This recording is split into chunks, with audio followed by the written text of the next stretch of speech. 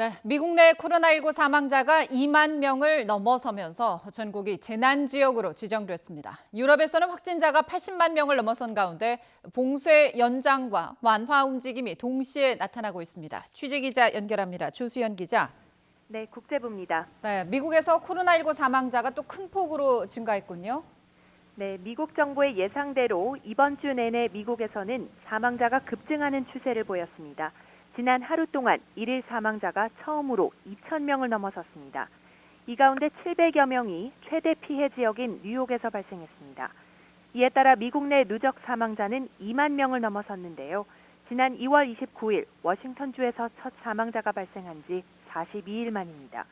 국제 통계 사이트 월도미터의 실시간 집계에 따르면 오늘 오전 10시 현재 미국 내 누적 사망자는 2만 500여 명, 그리고 확진자는 53만 2천여 명으로 집계되고 있습니다.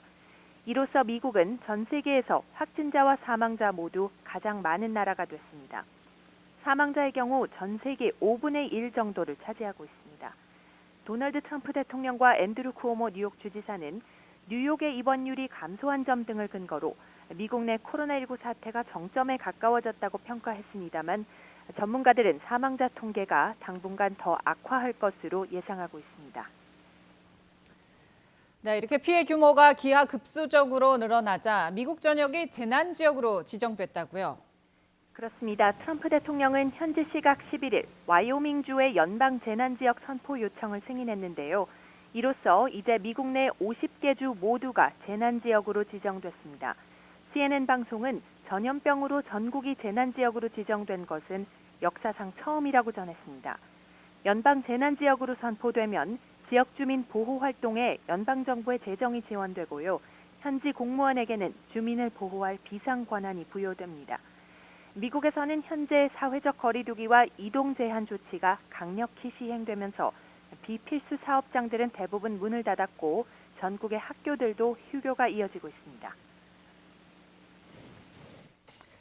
네, 유럽도 이 코로나19 피해가 만만치 않은데 현재 상황 어떤지도 전해주시죠. 네, 유럽에서는 코로나19 확진자가 80만 명을 넘어섰습니다. 정점을 지난 것이 아닌가 하는 평가 속에서도 최대 피해국인 이탈리아와 스페인 등에서 여전히 하루 3, 4천 명대의 신규 확진자가 발생하고 있습니다. 특히 지난 하루 사이에는 영국에서 5천여 명이 추가로 확진 판정을 받는 등 영국이 최근 급증세를 보이고 있습니다. 누적 확진자는 스페인이 16만 3천여 명으로 가장 많습니다. 이어 이탈리아가 15만 2천여 명, 프랑스 12만 9천여 명, 독일 12만 5천여 명입니다. 누적 사망자가 1만 6천 명을 넘어선 스페인에서는 일일 증가폭이 사흘 연속 감소하기도 했는데요. 이에 따라 스페인 정부는 일부 봉쇄 완화 조치를 내놓았습니다. 사회적 거리두기를 전제로 다음 주부터 제조업과 건설업계의 출퇴근을 다시 허용하기로 했습니다. 프랑스의 경우 마크롱 대통령이 내일 대국민 담화를 통해 15일까지인 이동 제한 조치의 연장을 공식 발표할 예정입니다. 이처럼 유럽에서는 각국 정부의 판단에 따라 봉쇄 연장 또는 완화 조치가 동시에 나오고 있는데요. 섣부른 봉쇄 해제가 바이러스 재확산을 부추길 수 있다는 지적도 계속해서 제기되고 있습니다. 지금까지 국제부에서 YTN 조수연입니다.